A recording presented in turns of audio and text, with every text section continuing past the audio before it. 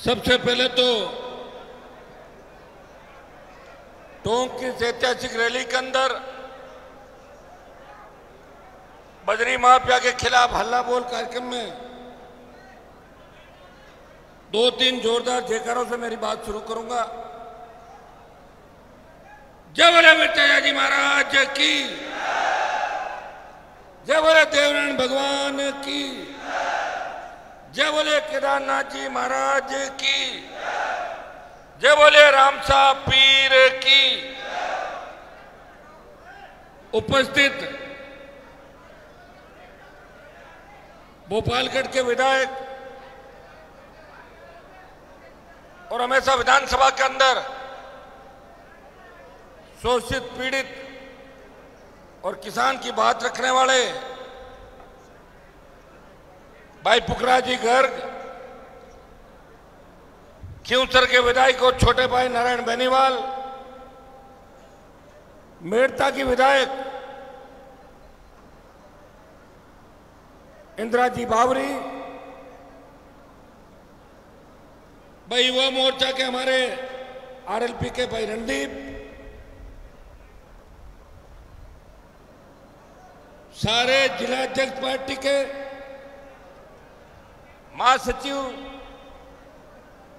Party की पूरी team और टोंक जिले के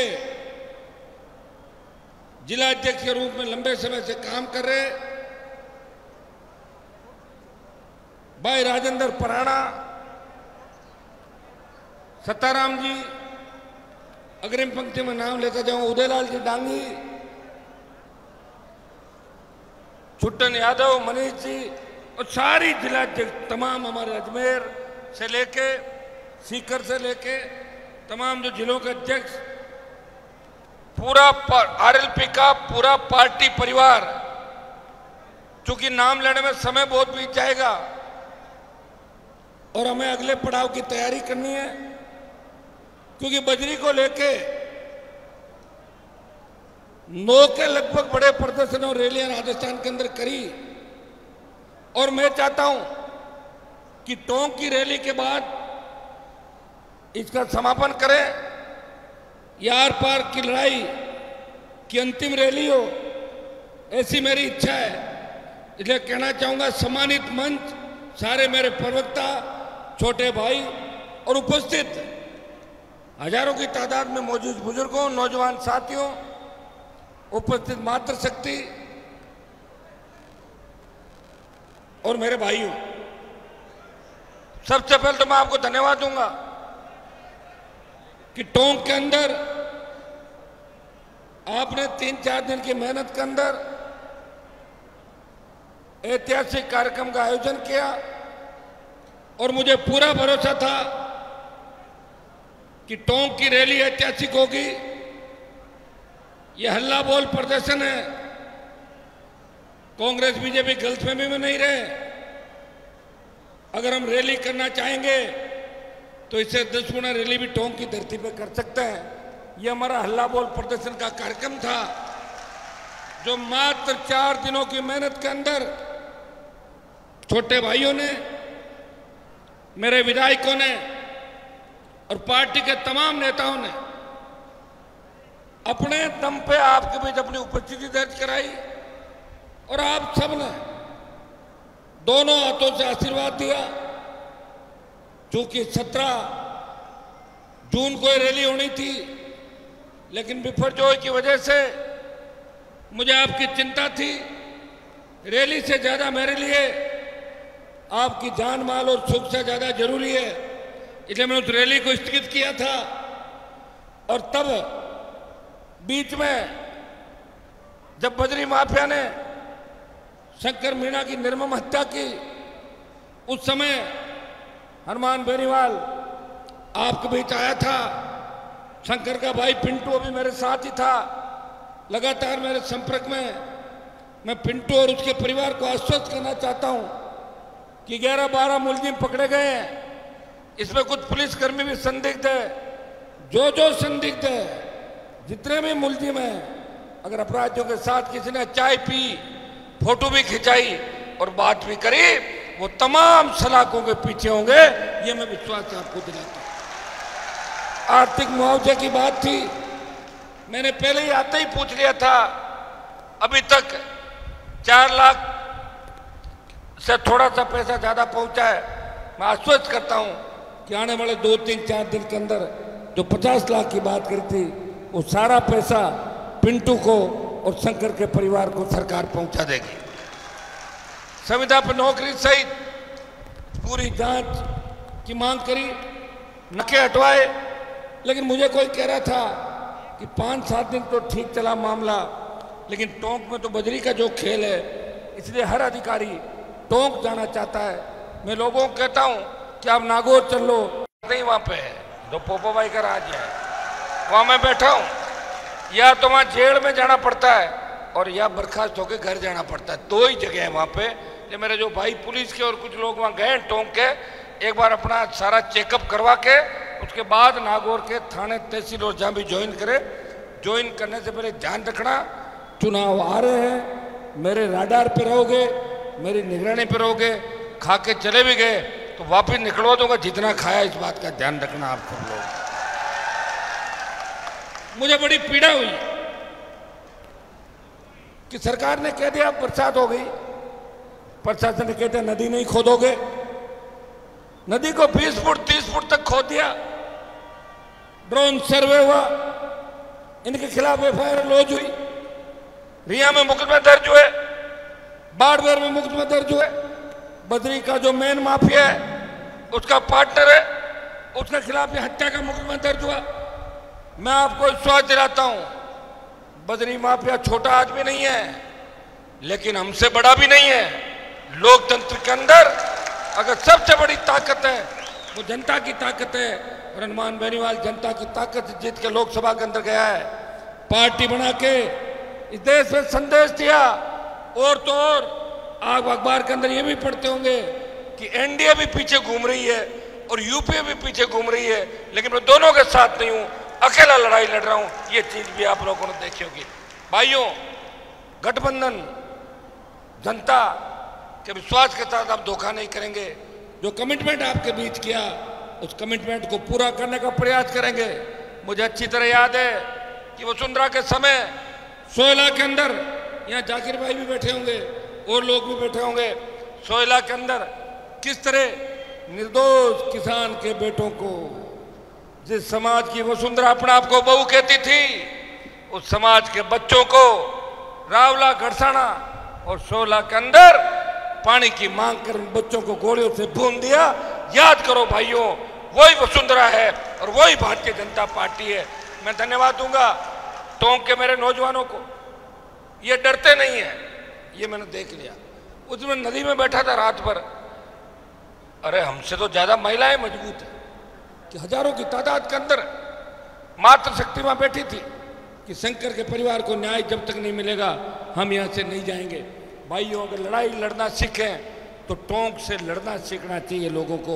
हो सकता कि यहाँ के नेता कमजोर हो गए, यहाँ के नेताओं को दीमक चाट गई, यहाँ के नेता खोखले हो गए, बातें बड़ी बड़ी करते थे, बातें मुख्यमंत्री की करते थे, वो करते थे, मंत्री की करते थे, और फिर टाइम टाइम फिस हो गया, आके देखो चुनाव आ गया, कुछ हुआ क्या? और उल्टा हमारे जैसे लोगों को और खराब किया। हमने गलती से समर्थन दे दिया था, 18 में भी दिया था समर्थन। मैंने 2018 के अंदर कहा था कि सचिन पायलट को अगर कांग्रेस मुख्यमंत्री बनाती है तो राष्ट्रीय लोकतांत्रिक पार्टी के तीनों विधायक कांग्रेस को समर्थन करेंगे। जब सरकार गिर रही थी तो हनुमान बेनीवाल के तीनों विधायक भारतीय जनता पार्टी के बेहतर विधायकों के साथ मानेसर में नहीं थे, लेकिन पायलट को सीएम बनाने की अगर पैर भी उस वक्त करी तो नागौर के सांसद ने कहा कि अगर मुख्यमंत्री होगा तो पायलट होगा, तो हम तीनों विधायक सचिन पायलट के साथ खड़े रहेंगे। भाइयों, 2 बार हमने प्रयास किया लेकिन नतीजा कुछ भी नहीं निकला। सचिन पायलट बीच में तो पार्टी बनाने की बात कर रहे थे, लेकिन मुझे लग रहा है कहीं न कहीं वो कांग्रेस पार्टी के अंदर अब जाके लास्ट राउंड के अंदर कहता ना भाई आदमी थक गया, वो मुझे थका हुआ महसूस कर, मुझे ऐसा लग रहा है थक गए। वो पार्टी बनाने की सोच भी नहीं रखते। अगर पार्टी वो बना लेते और आरएलपी उनसे गठबंधन करती तो 125 सीट राजस्थान का नौजवान इस बार इस गठबंधन को देता। लेकिन आप चिंता नहीं करें, सचिन पायलट थक सकता है, हनुमान बेनीवाल थकने वाला योद्धा नहीं है। गुर्जर आरक्षण आंदोलन के अंदर जब गुर्जर भाइयों की छाती पे गोलियां मारी जा रही थी, जब गुर्जरों के खून से सड़कें सनी हुई थी, उस वक्त हनुमान बेनीवाल बीजेपी के अंदर होते हुए भी उन गुर्जर भाइयों को न्याय दिलाने के सड़कों पर बैठा था। विधानसभा से लेके लोकसभा के अंदर भी आपने देखा होगा कि अगर लोकसभा के अंदर ये बात करने की मादा कोई रखता है कि राजस्थान में जाट हाईकोर्ट का जज बनाओ, गुर्जर हाईकोर्ट का जज बनाओ, मीणा हाईकोर्ट का जज बनाओ, मेघवाल बनाओ, मुसलमान बनाओ, हाईकोर्ट जज जरूरी है, ये मादा अगर देश के अंदर किसी सांसद में, वो नागौर के सांसद के अंदर है जो लोकसभा के अंदर इस तरह की बात इन समाजों को पैरोकारी करता है। लोग मेरे पे जातिवाद का आरोप लगाते होंगे, लेकिन उन्हें भूल जाना चाहिए कि इस राजस्थान के अंदर 70 साल में खुद की जवानों के संघर्ष और उनकी उम्मीद से, बुजुर्गों का आशीर्वाद से अगर पार्टी बना के उस पार्टी को मान्यता दिला के अपना कुनबा आगे बढ़ाते हुए नौजवानों को लड़ना सिखाया, वो नागौर का सांसद था जिसने आरएलपी पार्टी का गठन किया, आपको झंडा भी दिया और मजबूत डंडा भी आपको दिया। और हरियाणा और उत्तर प्रदेश के लोग जो यहाँ पार्टियां लेके आते थे और हमारे लोग हरियाणा और यूपी के नेताओं की ठगी का शिकार होते थे, अगर आपको हरियाणा उत्तर प्रदेश के नेताओं से दूर किया और उनसे आपका पीछा अगर किसी ने छुटाया, तो राष्ट्रीय लोकतांत्रिक पार्टी क्या आपके भाई ने हमेशा प्रयास किया कि नए राजस्थान का निर्माण हो। भाइयों, टोंक की बहुत बड़ी समस्या है।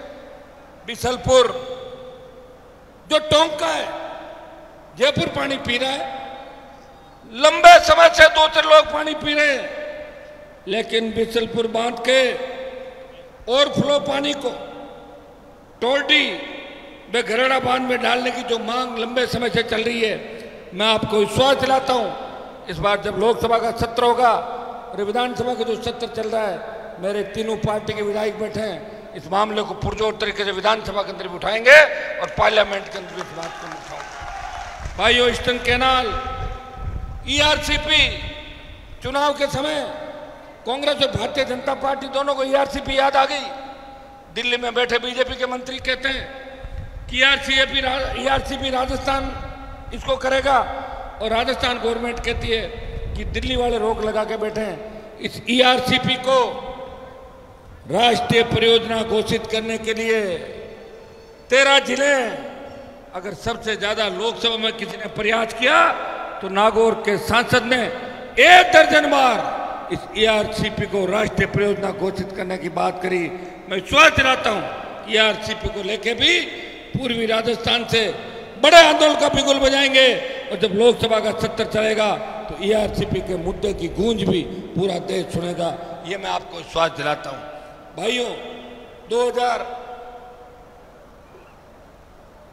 2004 में बिसलपुर सिंचाई परियोजना के लिए 81,800 हेक्टेयर भूमि सिंचित होनी शुरू की, और फरवरी 2006 में उसकी अधिसूचना जारी हो गई सिंचित भूमि की। लेकिन राजस्व रिकॉर्ड में अब तक सिंचित क्षेत्र नहीं लिखा हुआ है, इसलिए सिंचित होते हुए भी आपको असिंचित का मुआवजा मिलता है। इससे बड़ा जो किसान विरोधी कोई है वो हो नहीं सकता। मैं आपको विश्वास दिलाता हूं, जो भी सरकार के निर्णय हैं, जो अधिसूचना हैं, उनको हम यहाँ पे लागू कराएंगे। भाइयों,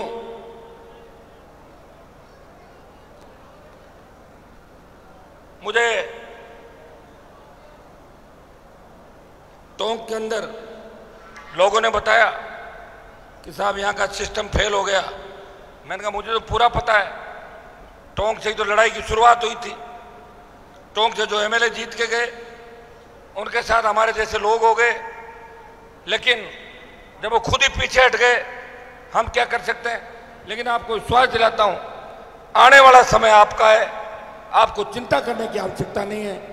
टोंक को भी ठीक करेंगे, टोंक के पुलिस के सिस्टम को भी ठीक करेंगे, प्रशासनिक ढांचे को ठीक करेंगे।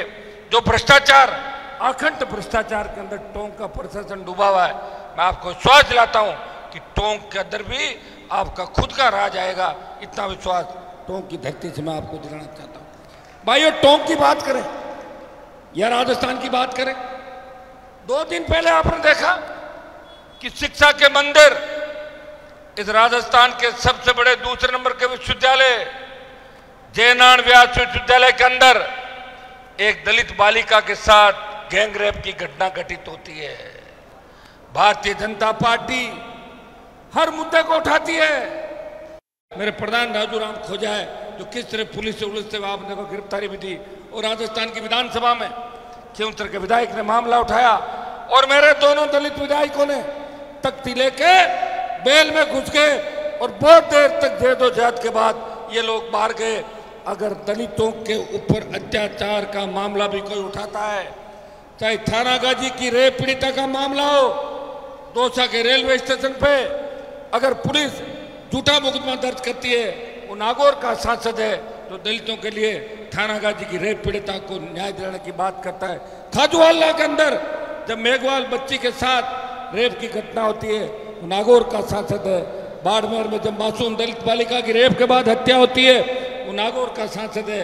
मुलजिमों को गिरफ्तार भी करवाता है, आर्थिक सहायता भी दिलवाता है, जाता है, प्रयास करता है। इस राजस्थान का ऐसा कोई कोना नहीं जब मुझे किसी ने बुलाया मैं नहीं गया। मैं सारी जातियों के लिए लड़ता हूँ, सर्व समाज की बात करता हूँ, और सर्व समाज की बात करने वाले बहुत कम नेता है। ये कांग्रेस और भारतीय जनता पार्टी का जो मिला जुली का खेल है।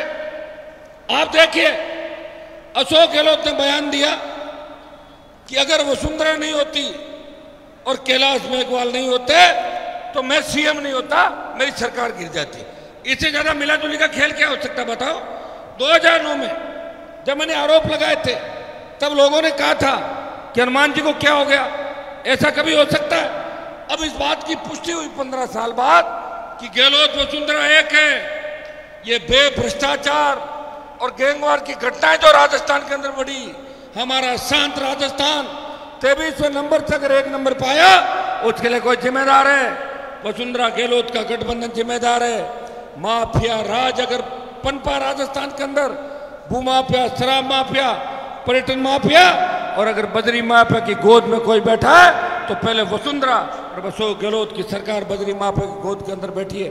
भाइयों, एग्जाम देने जाते हो, वैकेंसी खुलवाने की बात करते हो, पेपर होने से पहले ही आउट हो जाता है। और कल मैं जब मीडिया के अंदर देख रहा था कि एंटी करप्शन ब्यूरो ने जिस कांग्रेस के नेता को पकड़ा, उसने ये बोला कि मैं तो मंजू शर्मा और संगीता आर्य, जो मुख्यमंत्री के सलाहकार निरंजन आर्य की पत्नी है, उनके लिए वसूली करता हूं, ये पैसा मैं उनको ले जाके दूंगा। मैं मुख्यमंत्री से ये सवाल पूछना चाहता हूं, मुख्यमंत्री जी, अब तो आपके सलाहकार की तरफ उंगली उठी है, आपके उस कांग्रेसी नेता की तरफ उंगली उठी है जिन्हें विधानसभा का चुनाव लड़ा था, और वो व्यक्ति बहुत समय तक आपके यहाँ शासन सचिव भी रहा था, मुख्यमंत्री कार्यालय के अंदर, वो राजस्थान का चीफ सेक्रेटरी भी रहा था। अब आप क्या कर लोगे उसका? आप बताएं मुख्यमंत्री जी, आप हमेशा सवाल जवाब करते हो।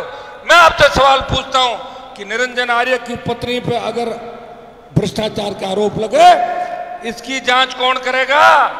मंजू शर्मा जो आपकी सिफारिश में बनी, ये कुमार विश्वास की वो है क्या? मंजू शर्मा कौन? वही है मंजू शर्मा, कौन सी वाली? अरे कुमार विश्वास की वही है क्या? कुमार विश्वास की पत्नी मंजू शर्मा जो मुख्यमंत्री की सिफारिश पे आरपीएससी की मेंबर बनी। ये तो दो हो गए जिन पे आरोप लगे। एसीबी में परिवाद दर्ज हुआ, लेकिन अगर सशक्त लोकायुक्त राजस्थान में होता, परिवाद की आवश्यकता नहीं थी। लोकायुक्त खुद ही इस मुकदमे को दर्ज करके अभी तक इनको गिरफ्तारी का आदेश दे सकता था, लेकिन सशक्त लोकायुक्त राजस्थान के अंदर नहीं है। मैं अपील करता हूं कि मुख्यमंत्री जी, जीरो टॉलरेंस भ्रष्टाचार की बात आप करते हो, आपके तो खुद के कार्यालय में देवाराम सैनी पे आरोप लगे, निरंजन आर्य पे आरोप ये साबित करते हैं कि कहीं न कहीं आपके आसपास के लोग भी इसके अंदर मिले हुए हैं। महेश जोशी, जिसके बेटे पे आरोप लगे, नावा के विधायक पे आरोप लगे, धौलपुर के विधायक पे आरोप लगे, बेगू के विधायक पे आरोप लगे, आधे दर्जन से ज्यादा नेता हत्या, लूट और बलात्कार की घटनाओं में, और भारतीय जनता पार्टी मौन है, वो देख रही है, वो मोदी को लेके आ रही है। और मोदी यहाँ ऐसे घूम रहे हैं राजस्थान में जैसे कोई वर्ल्ड के अंदर आदमी घूमता है। हर 5 दिन बाद एक जगह मोदी, हर 5 दिन बाद मोदी। अरे मोदी के चेहरे से कोई वोट नहीं देगा। अगर मोदी के चेहरे से सरकार बनती तो कर्नाटक और हिमाचल बीजेपी के हाथ से नहीं जाता। मोदी को भी आने दो। इस बार राजस्थान का नौजवान मोदी को भी सबक सिखाएगा। याद करो, सेना को ठेके पे किसने दिया? नरेंद्र मोदी ने। 1000 किसानों को शहादत क्यों देनी पड़ी? तीनों कृषि बिल कौन लेकर आया? नरेंद्र मोदी की सरकार। भाइयों, हमारी पहलवान बेटियों का शोषण किसने किया? वो व्यक्ति कौन था? वो मोदी जी का खास व्यक्ति है।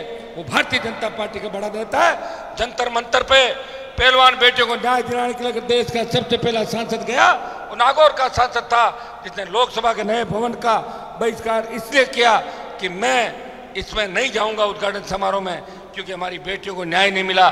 थाने के अंदर जब उनको गिरफ्तार कर लिया, सरेआम घसीट के, जब हमारे देश के बच्चे जो अंतर्राष्ट्रीय स्तर पर हिंदुस्तान का नाम रोशन किया, उनको अगर प्रयास किया, उनका शोषण किया, तो भारतीय जनता पार्टी की इसी सरकार ने किया था।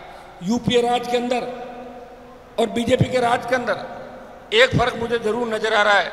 घोटाले यूपीए ने बहुत किए, लेकिन इस राज ने पेट्रोल डीजल की कीमतें डबल कर दी। और इनके नेताओं के बयान कि अगर 7 स्टार होटल में खाना खाओगे तो 7 स्टार का बिल देना पड़ेगा, और ढाबे में खाओगे तो ढाबे का बिल दो, टोल देना पड़ेगा, टोल नहीं दोगे तो गाड़ी मत खरीदो। कितना दम्भ, अहम इन लोगों के दिमाग के अंदर है। इन सब बातों का आपको ध्यान रखना है। 4 महीने चुनाव को बाकी है। मुझे तो शर्म आती इस बात को कहते हुए कि भारतीय जनता पार्टी के लोग कांग्रेस से भ्रष्टाचार का हिसाब मांग रहे हैं। अरे भारतीय जनता पार्टी के लोगों, तुम्हारी नेता वसुंधरा तो भ्रष्टाचार की जननी है, उसने तो भ्रष्टाचार को पैदा किया राजस्थान के अंदर। भूलो मत कि तुम किस पार्टी से आते हो। तुम्हारे कई नेता जिन पे भ्रष्टाचार के मुकदमे चल रहे हैं, तुम्हारे कई नेताओं की सीढ़ियां बाहर आई, जिस तरह कांग्रेस के नेताओं की सीढ़ियां राजस्थान ने देखी थी। तुम लोग अगर इस तरह की बात करते हो तो जनता के साथ सरासर धोखा है। ये एक पर्ची आई बजरी के ठेकेदार के द्वारा प्रशासन की मिलीभगत से बजरी के वाहन ओवरलोड भरवा रहे हैं। ये तुरंत प्रभाव से, ये तो हम लिख के दे ही रहे हैं, लेकिन बजरी का जो मामला है ये बहुत बड़ा मामला है, ये बहुत बड़ा खेल है। और हम प्रयास करें कि इसकी जांच ईडी करे। और लोकसभा के अंदर जब मैं इस बार जाऊंगा तो पूरा पुलिंदा बजरी का ले जाके लोकसभा के अंदर मामला भी उठाऊंगा। मैं कोशिश करूंगा कि प्रधानमंत्री जी बार बार कहते हैं कि हम सीबीआई और ईडी का दुरुपयोग नहीं करते। दुरुपयोग तो जरूर करते हैं, लेकिन हमारे कहने जो उपयोग कर रहे हैं कि नहीं कर रहे हैं ये भी देख लेंगे। जिस तरह पेपर लीक की घटनाएं हो रही है, जिस तरह नेताओं के नाम आ रहे हैं, ईडी की दस्तक तो राजस्थान में है, लेकिन ईडी संजय सोत्रे को गिरफ्तार नहीं कर रही है, आरपीएससी का चेयरमैन को नहीं पकड़ रही है। उन तमाम आरपीएससी के मेंबर जिन अरबों खरबों कमाए, घर बैठे अपने रिश्तेदारों को, अरे कहां जा रहे हो, रुको एक बार, रुको। ऐसे कोई राज मिलता है क्या? ये चलती है हर कहीं पे। भाइयों, ईडी पूछताछ की बात जरूर करती है, लेकिन करेगी क्या ईडी, ये तो बताओ। ईडी आ गई, ईडी आ गई, ईडी आ गई, लोग खुश हो रहे हैं कि ईडी आ गई तो सब ठीक होगा। लेकिन मुझे तो ईडी के अंदर ज्यादा कष्ट नहीं लगा। बजरी का मामला भी हम ईडी को सौंप देंगे। अगर इसके अंदर कुछ होना है तो हम देखेंगे। मुझे तो कम ही चांस लग रहे हैं, क्योंकि ये जो मिला जुली का खेल है, इसके अंदर सब लोग मिले हुए हैं। भाइयों, राजस्थान के अंदर नशा जिस तरह बढ़ रहा है, मैं जिस इलाके से आता हूँ, पश्चिम राजस्थान का इलाका नशे की प्रवृत्ति में डूबा जा रहा है। यहाँ का नौजवान इसमें एक एमडी अफीम डोडा पोस्ट इसका आदी हो गया। अगर हमारा जवान कमजोर हो गया, तो किस तरह हम नई पीढ़ी, नए देश के उसके निर्माण की बात करें? नए राष्ट्र का निर्माण जब होगा जब हमारा जवान मजबूत होगा, स्वस्थ होगा और वो इस देश को ठीक करने का प्रयास करेगा। ये जो हिंसक घटनाएं प्रदेश के अंदर हो रही है, जिस तरह माफिया पनप रहा है, जिस तरह भ्रष्टाचार अपराध पनप रहा है, इसके पीछे सबसे बड़ा कारण है वो बेरोजगारी है। 4 लाख खाली पद पड़े हैं और हमारी जो जमीनें बाहर की कंपनियां आती है, फैक्ट्रियां लगाते हैं। मैं बाड़मेर गया, पता लगा कांग्रेस का बड़ा नेता है, उसका भाई पार्टनर है। मैं बीकानेर गया, मंत्री कांग्रेस का नेता पार्टनर, हनुमानगढ़ कांग्रेस के नेता पार्टनर, भीलवाड़ा कांग्रेस के नेता पार्टनर, टोंक कांग्रेस के नेता पार्टनर। जो आपका बजरी का ठेकेदार जिस लीज का मालिक है, जिसके नाम से सेटिंग के नाम से लीज है, वो किन किन कांग्रेस के नेताओं का पार्टनर है आप सब अच्छी तरह जानते हो। किसके साथ उठता है, लंच डिनर कहाँ लेता है, वो कांग्रेस के नेताओं का पार्टनर है। भाइयों, जब बाड़ी खेत को खाने लग जाए तो उस खेत की रखवाली कौन करेगा? हमें इस राजस्थान को बचाने के लिए इस बार नई सरकार राजस्थान के अंदर बनानी है। मैं आपको विश्वास दिलाता हूं कि 75 लाख नए मतदाता इस बार पहली बार राजस्थान में वोट करेगा। अगर 75 लाख नौजवानों ने यह सोच लिया कि 70 साल की व्यवस्था में बदलनी है। याद करो, आजादी के आंदोलन के अंदर अगर गरम दल नहीं होता तो देश को 50 साल आजादी नहीं मिलती। तांत्या टोपे, मंगल पांडे ने शुरुआत करी थी और भगत सिंह ने आजादी के आंदोलन के अंदर जो शहादत दी थी, हिंदुस्तान के प्रत्येक घर के अंदर आजादी के आंदोलन की ललक आ गई और हर व्यक्ति कह रहा था अंग्रेजों चले जाओ, नहीं तो तुम्हें जिंदा गाड़ देंगे, जिंदा जला देंगे। अंग्रेज डर गए और भाग गए हिंदुस्तान छोड़ के। इसी तरह राजस्थान के नौजवानों को अब अपनी भुजाओं को और मजबूत करना पड़ेगा। राजस्थान के नौजवानों को अगर पेपर लीक रोकना है, अपराध रोकना है, अगर आप चाहते हो कि हमारी बहन बेटियां रात को 12 बजे भी सड़कों में सुरक्षित निकले, तो आपको कांग्रेस को घर बिठाना है और भारतीय जनता पार्टी को भी घर बिठाना है। आपको अपनी खुद की सरकार बनानी है और खुद की सरकार कौन सी होगी ये आप भी जानते हैं। इस प्रदेश में सत्ता छोड़ के सड़कों पे एक व्यक्ति लड़ रहा है जिसने मोदी की सत्ता को ठोकर मारी किसानों और जवानों के लिए, और गहलोत की सत्ता को ठोकर मारी सिर्फ आपके मान और सम्मान के लिए। आपको राष्ट्रीय लोकतांत्रिक पार्टी को मजबूत करना है, अपने भाई को मजबूत करना है। मैं ऐसा मजबूत नेता हूं, शायद मुझे कोई झुका नहीं सकता, टूट सकता हूं लेकिन झुक नहीं सकता। मेरे घर के अंदर किसी नेता की फोटो नहीं है, मेरे घर के अंदर फोटो मिलेगी तेजाजी महाराज की, देवनारायण भगवान की, सुभाष चंद्र बोस, भगत सिंह की, या किसी ऐसे लोक देवता की जो कोई गाय के लिए जिसने शहादत दी, किसी ने सामाजिक समरसता को कायम रखने के लिए शहादत दी। ऐसे लोगों की फोटो हनुमान बेनीवाल के घर के अंदर मिलेगी। मेरे घर में कांग्रेस और भारतीय जनता पार्टी के नेताओं की फोटो नहीं मिलेगी, गरीब किसान की फोटो मिलेगी, किसी नौजवान की फोटो मिलेगी। भाइयों, मैं विश्वास दिलाता हूं कि टोंक से आप आज ये पढ़ लें, चुनाव से पहले टोंक की धरती पे भी वापस आऊंगा। आपने मुझे लड़ते हुए देखा है, अकेला व्यक्ति हूं। शुरुआत करी जब लोग कहते थे ये क्यों खराब हो रहे हैं, मंत्री बन जाते तो ठीक था। मैंने कहा मुझे मंत्री नहीं बनना, मंत्री तो मैं 20 साल पहले ही बन जाता। मैंने कहा मैं संतरी बन के राजस्थान के अंदर मेरे किसान और जवानों की सेवा करूंगा, वीर तेजाजी महाराज के आदर्श इस राजस्थान की राजनीति में स्थापित करूंगा। इसलिए भाइयों, मैंने उस समय यह भी कहा था कि हमारे पायलट अगर सीएम बनते हैं तो गुर्जर भी हमारे भाई हैं, ये भी तेजाजी की जय बोलते हैं और हम भी बोलते हैं। लेकिन मैं तो क्या कर सकता हूँ, वो खुद ही जाके कोने में बैठ गए। मेरे पास उस चीज का इलाज नहीं। हनुमान बेनीवाल अपनी लड़ाई मजबूती से लड़ेगा। दुर्भाग्य इस बात का कि 13 से 18 जो हमारे साथ लोग लड़ते थे, मैं उनका नाम नहीं लेना चाहता, लेकिन बड़ी बड़ी डींग हाँकते थे, मेल की महारानी करते थे। वो महारानी के कदमों में जाके पड़ गए नीचे। आप देख रहे हो, सब लोगों को जानते हो आप कौन मेरे साथ था, कौन मुझे छोड़ के गया। हनुमान बेनीवाल ने कभी किसी को बीच रास्ते नहीं छोड़ा। अगर हाथ पकड़ लिया तो उसको अपना भाई मान के उसकी लड़ाई को अपनी लड़ाई माना, गरीब को गणेश मान के सेवा किए, और उसी का परिणाम है कि लाखों लोग एक आवाज में आते हैं। राजस्थान का कोई सा भी कोना हो मैं जाता हूं तो निश्चित रूप से मान और सम्मान आप मुझे देते हैं। भाइयों, आपने जो आशीर्वाद दिया उसका मैं ऋणी हमेशा रहूंगा और आपको विश्वास दिलाता हूं जो वादे आपके बीच करके जा रहे हैं उनको पूरा करेंगे, क्योंकि ये हमारी अंतिम अभी की रैली है, नहीं तो हमें जयपुर में और रैली करनी पड़ेगी। मेरी इच्छा है कि आज सरकार से आर पार की लड़ाई लड़ ली जाए या रुके।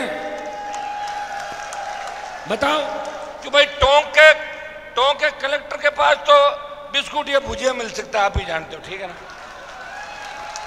और एसपी के पास कोई सामान नहीं, और जयपुर अपने से नजदीक है। अगर आप सारे साथ चलो 70-80 की स्पीड गाड़ी चलाओ तो मैं जयपुर की तरफ ले चलूं सबको। बताओ आप लोग, बोलो बताओ। अरे कहीं बीच में तो नहीं छोड़ दोगे ना मेरे को? कहीं ऐसा नहीं मेरी चले पीछे हो जाओ। तो मैं जयपुर तो घुमा के ले आऊं आप लोगों को। तो अपन जयपुर कूच करते हैं, बद्री माफिया का अंत बद्री की तरह कम करे, इसका ठेका निरस्त करे, और बद्री की जितनी भी पेनल्टी और गलत तरीके से बद्री खोदी है राजस्थान के अंदर उसकी जांच करे, तो पेनल्टी लगाए और माफिया पे सरकार शिकंजा कसे राजस्थान के अंदर। मैं आपको आह्वान करता हूं कि आगे मैं चलूंगा और मेरे पीछे आप चलोगे। मेरे से आगे जाने की कोशिश मत करना आप लोग, तो ध्यान रखना, तो आगे जाने के बाद गड़बड़ हो जाती है। इसलिए आगे मैं चलूंगा, पीछे आप चलोगे। एक मैं आपको आश्वस्त करता हूं कि मेरे जाने के 5 दिन बाद टोंक प्रशासन ने कुछ वो ठेकेदार के लोगों ने मुकदमा दर्ज कराया था मेरे भाइयों पे। मैं आपको विश्वास दिलाता हूं वो उस मुकदमे में कोई कार्रवाई नहीं होगी, उसको खत्म करा देंगे, ये मैं भरोसा आपको दिलाता हूं। तब अपन अगले 2-3 मिनट बाद अपन कूच करते हैं। देखो बीच में मत जाना, ऐसा नहीं गाड़ी निकल पड़ो, कूच हो रहा है। मेरे साथ जिन की गाड़ियां हैं और जिनके दिल कमजोर है वो अपने गांव चले जाएं, और जो मजबूत है वो मेरे साथ जयपुर कूच की ओर स्पीड से चलें। बहुत बहुत आपको धन्यवाद। मैं आगे चलूंगा, आप पीछे चलना। सरकार मानती है तो ठीक है, और नहीं मानती है तो आगे का रास्ता वही अपन तय करेंगे। बहुत बहुत आपको धन्यवाद। जय।